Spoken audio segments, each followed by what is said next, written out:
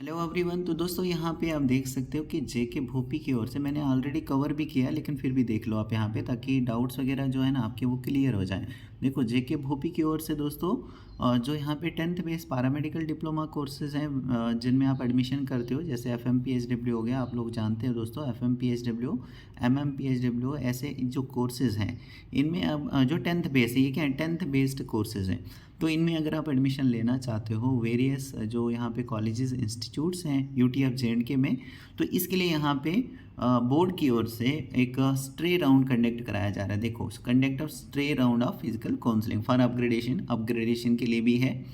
मैं सारी चीज़ें क्लियर करूँगा दोस्तों, आप यहाँ पर जो है कंप्लीट देखें, क्योंकि ये आपके लिए ही है, आपके डाउट्स के लिए ही है, इसमें आपके ही डाउट्स क्लियर हो जाएंगे। इसलिए एक बार वन टाइम आप कंप्लीट देखिए, ताकि कोई डाउट आपका ना रहे। तो फिर भी डाउट रहता है तो मुझे कमेंट के ज़रिए आप बता सकते हैं। अब यहाँ पे देखो, फॉर अपग्रेडेशन के लिए यहाँ पे कंडक्ट कराया जा रहा है, अलॉटमेंट ऑफ सीट के लिए भी यहाँ पर ये जो राउंड है, stray round of physical counselling, ये यहाँ पे कंडक्ट कराया जा रहा है। इसके अलावा एक और चीज़ है, देखो दोस्तों, इस ये वाला जो राउंड लिया जा रहा है ना, स्ट्रे राउंड, इसमें जिनकी भी ये सिलेक्शन होगी, अगर वो बाद में नोटिफिकेशन नंबर की ज़रूरत जिनको भी रहती है, तो वो यहाँ पे देखो, ये है नोटिफिकेशन का नंबर आपका 163 भोपी ऑफ 2024, ये आपका नोटिफिकेशन नंबर है। बहुत सारे कैंडिडेट्स पूछते हैं मुझसे, तो इस राउंड में जब आपकी सिलेक्शन होगी ना, तो जब आपको नोटिफिकेशन नंबर की ज़रूरत पड़ेगी, तो ये है नोटिफिकेशन नंबर, डेट है 8/11/2024। अब नीचे क्या लिखा है, नीचे लिखा है दोस्तों कि यहाँ पे बोर्ड को क्या हुआ, रिसीव शॉर्ट फॉल रिसीव हुआ various colleges institutes of UTF J&K, जो है ना, बहुत सारे कॉलेजेस जो इंस्टीट्यूट्स हैं उनकी ओर से बोर्ड को यहाँ पे मतलब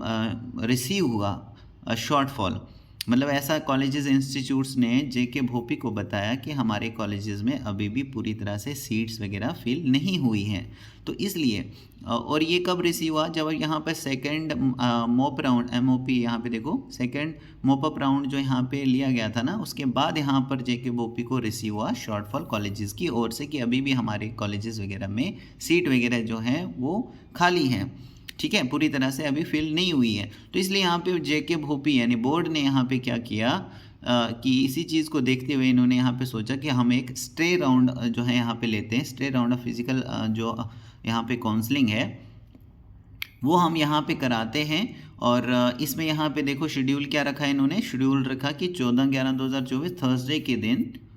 1 से लेकर 1462 तक सभी कैंडिडेट्स इसमें इंक्लूड हैं, रिजर्व कैटेगरी वाले भी, मतलब जो भी जाना चाहते हैं, जो मतलब अभी तक नहीं गए हैं काउंसलिंग के लिए, या फिर कोई अपग्रेडेशन के लिए चाहता है, ओके, तो वो यहाँ पे जा सकते हैं। लेकिन जिनको उनकी चॉइस के मुताबिक कॉलेज मिला है, उनको यहाँ पे जाने की ज़रूरत नहीं है, ठीक है। अब नीचे देखो, यहाँ पे कब जाना है आपको, एक तो आपको पता लग गया कि 14 तारीख को जाना है, अपने 14/11/2024 थर्सडे के दिन जाना है। फिर टाइम क्या रहेगा, अब देखो, एलिजिबल और विलिंग कैंडिडेट्स जो हैं वो रिपोर्ट करेंगे भोपी ऑफिस जम्मू या श्रीनगर में रजिस्ट्रेशन के लिए, अटेंडेंस के लिए और बाकी जो फॉर्मेलिटीज़ हैं उनको फुलफिलमेंट करने के लिए, मतलब उनको पूरा करने के लिए सुबह के 8:30 बजे से 10 बजे, मतलब सुबह के AM, देखिए यहाँ पे लिखा है ना AM, तो 8:30 से 10 AM आप वहाँ पे रिपोर्ट करोगे जिस भी दिन काउंसलिंग है। तो काउंसलिंग का दिन आपको पता लग गया ना, 14/11/2024 थर्सडे के दिन, ठीक है। इसके अलावा नेक्स्ट यहाँ पे लिखा है ऑप्शन नंबर 2 में कि जब आप काउंसलिंग के लिए अटेंड करने जाओगे तो अपने ओरिजिनल डॉक्यूमेंट्स भी आपको साथ में चलाने हैं। ओरिजिनल डॉक्यूमेंट्स क्या, डोमिसाइल सर्टिफिकेट, 10वीं का मार्क्स कार्ड, वैलिड कैटेगरी, अगर आपने फॉर्म के टाइम पर कैटेगरी कोई लगाई है तो वो कैटेगरी ओरिजिनल आप अपने साथ में लोगे जिस दिन भी आपकी काउंसलिंग होगी, ओके। फिर डेट ऑफ बर्थ के प्रूफ के लिए आपको पता है ना, DOB जिसको शॉर्ट में बोलते हैं, इसका मतलब क्या होता है, डेट ऑफ बर्थ। तो डेट ऑफ बर्थ के प्रूफ के लिए डिप्लोमा लगता है 10वीं कार्ड का, या फिर 10वीं का जो मार्क्स कार्ड रहता है, तो ये आपको ओरिजिनल अपने साथ में चलाना है। हो गया ये भी ऑप्शन नंबर 2 क्लियर आपका। उसके बाद ऑप्शन नंबर 3 है कि जिस भी मतलब जो कैंडिडेट पार्टिसिपेट कर रहे हैं फर्स्ट टाइम, पहली बार, जिन्होंने मतलब पहला राउंड जब लिया गया तब भी अटेंड नहीं किया, दूसरा राउंड जब लिया गया तब भी अटेंड नहीं किया, मतलब पहली बार आप अटेंड कर रहे हो, कारण चाहे कोई भी रहा हो, आप नहीं अटेंड कर पाए किसी भी कारण से, फैमिली में प्रॉब्लम हो गई या आपको पता नहीं चला, कोई भी चीज़ हो, तो आप अगर पहली टाइम फर्स्ट टाइम यहाँ पे अटेंड कर रहे हो तो 1000 रुपये आपको काउंसलिंग की फ़ीस पे करनी पड़ेगी। बिना फीस के आपको वहाँ पे एलो नहीं दिया जाएगा काउंसलिंग में, मतलब एलो नहीं करेंगे वो, तो इसलिए आपको ये 1000 रुपये जो है पे करना ही करना है, तभी जाकर आप काउंसलिंग अटेंड कर सकते हो। और ये 1000 रुपये कैसे आप पे करोगे, तो जो भी भोपी ऑफिस के जम्मू और श्रीनगर दोनों जगह पर भोपी ऑफिस के बाहर POS जो मशीन्स है ना वो लगी होंगी, और वहाँ पर आपको डेबिट कार्ड या फिर क्रेडिट कार्ड के थ्रू ये 1000 रुपये पे करने हैं। ये भी क्लियर हो गया। फिर नेक्स्ट देखिए 4th नंबर पर लिखा है वो कैंडिडेट्स जिनको सीट मिली हुई है उनकी चॉइस के मुताबिक ही मिली है, मतलब जो उनको चाहिए था, जो उन्होंने चॉइस डाली थी वही सीट उनको मिल गया, वही कॉलेज उनको मिल गया। तो उनको यहाँ पर कोई भी ज़रूरत नहीं है कि वो इस राउंड में भी हिस्सा लें, मतलब वो भी काउंसलिंग के लिए आए, ऐसा उनको कोई ज़रूरी नहीं है। फिर 5th नंबर पर लिखा गया है वो कैंडिडेट्स जिनको सीट अलॉट की गई है फर्स्ट राउंड में, मतलब पहला जो राउंड लिया गया था काउंसलिंग का उसमें उनको सीट मिली और उन्होंने कॉलेज भी ज्वाइन किया है ना, उन्होंने कॉलेज भी ज्वाइन किया, और वो अगर इंटरेस्ट रखते हैं अपग्रेडेशन के लिए तो वो भी यहाँ पर इस राउंड के लिए जा सकते हैं। लेकिन उनको जो है क्या करना पड़ेगा कि भाई आपने कॉलेज वगैरह ज्वाइन किया होगा, कॉलेज ज्वाइन किया होगा तो आपने वहाँ पे क्या किया होगा, फ़ीस पे की होगी, तो वो जो फ़ीस की रिसिप्ट है ना वो भी आपको साथ में लानी है अगर आप यहाँ पर हिस्सा लेना चाहते हो तो, ठीक है। बिना फ़ीस रिसिप्ट के आपको भी यहाँ पे अलो नहीं दिया जाएगा करने के लिए। तो ये हो गया कि अगर आपको सीट मिली है, आप अपग्रेडेशन चाहते हैं तो फीस रिसिप्ट लेके आपको वहाँ पे जाना है काउंसलिंग के लिए।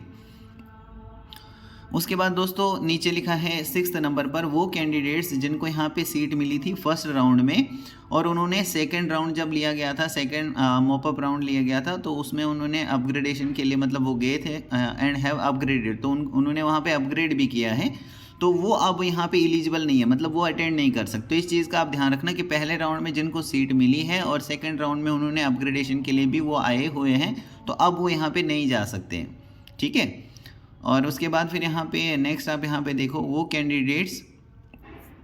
जिनको सीट अलॉट की गई थी फर्स्ट या फिर सेकंड मॉपअप राउंड में, बट उन्होंने जो है वो कॉलेज वगैरह ज्वाइन नहीं किया किसी भी कारण से, तो वो भी यहाँ पर इस राउंड में हिस्सा ले सकते हैं, पार्टिसिपेट कर सकते हैं।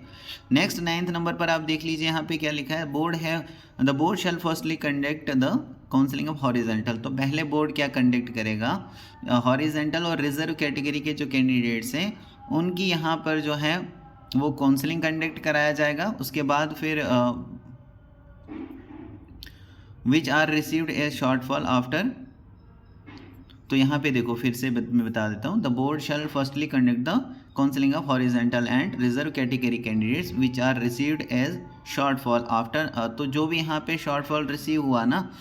सेकंड मॉपअप राउंड के बाद, तो यहाँ पे बोर्ड क्या करेगा, कंडक्ट पहले काउंसलिंग हॉरिजेंटल और रिजर्व कैटेगरी कैंडिडेट्स के लिए, और अगर उनको लगता है कि रिजर्व कैटेगरी सीट में अभी भी मतलब वैकेंट रहती है, अनफिल्ड रहती है, तो वो क्या किया जाएगा, मतलब कैंडिडेट्स ही नहीं मिलेंगे उनको कि रिजर्व कैटेगरी का कैंडिडेट नहीं आ रहा है, हॉरिजेंटल कैटेगरी का कैंडिडेट नहीं आ रहा है, तो फिर वो क्या करेंगे,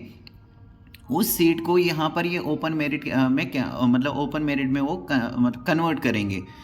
in terms of section 9 of 2 यहाँ पे देखिए 9 ब्रैकेट में 2 ऑफ J&K रिजर्वेशन एक्ट 2004। तो इस सेक्शन के तहत वो क्या करेंगे, J&K रिजर्वेशन एक्ट 2004 के तहत ये उस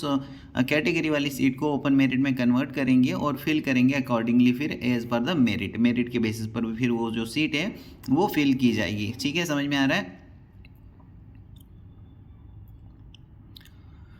उसके बाद फिर दोस्तों यहाँ पे लिखा गया है कि सीट मैट्रिक्स जो है वो अपलोड कर लिया जाएगा सेपरेटली, मतलब सीट मैट्रिक्स भी आ जाएगा, तो उसमें भी आप चेक कर लेना एक बार कि कहाँ पर कौन से कॉलेजेस में कितनी क्या सीट्स जो हैं अभी वैकेंट है, तो ये भी आपके लिए ही है, तो इसलिए वो भी आप चेक करोगे। बाकी मैं होप करता हूँ कि बाकी जो जितने पॉइंट्स हैं वो क्लियर हो रहे होंगे, मैंने अच्छे से इसलिए बताया ताकि जो डाउट्स हैं ना वो सबके क्लियर हो जाएँ, डाउट्स कम रहें, और उसके बाद भी अगर कोई डाउट रहता है तो वो मुझे आप लिख सकते हैं, बता सकते हैं। तो बाकी यहाँ पे जो है सीट मैट्रिक्स में अलग से अपलोड कर लूँगा, तो उसको भी आप चेक कर लेना वहाँ पे पार्टिसिपेट करने से पहले। और बाकी यहाँ पे लिखा है कि जो भी बाकी टर्म्स और कंडीशंस हैं वो यहाँ पे सेम ही रहने वाली हैं, जो भी बोर्ड के द्वारा इंफॉर्मेशन ब्रोक्योर के थ्रू, नोटिफिकेशंस के थ्रू और नोटिस इसके रिगार्डिंग में अगर निकाली होंगी टाइम टू टाइम जो भी निकाली गई हैं, तो वो सारी सेम रहने वाली है। और बाकी आपने देखा जो यहाँ पे बताया गया वो मैंने आपको बता ही दिया, तो इसको आप एक बार कंप्लीट देख लीजिए ताकि डाउट्स ना रहें, इसीलिए मैंने ये फिर से आपको साथ शेयर किया है। ठीक है, तो जिन भी कैंडिडेट्स को मिस हुई है काउंसलिंग वो नहीं गए हैं तो वो जा सकते हैं। जी, होप करता हूँ सारी चीज़ें क्लियर हो चुकी होंगी। So thank you very much.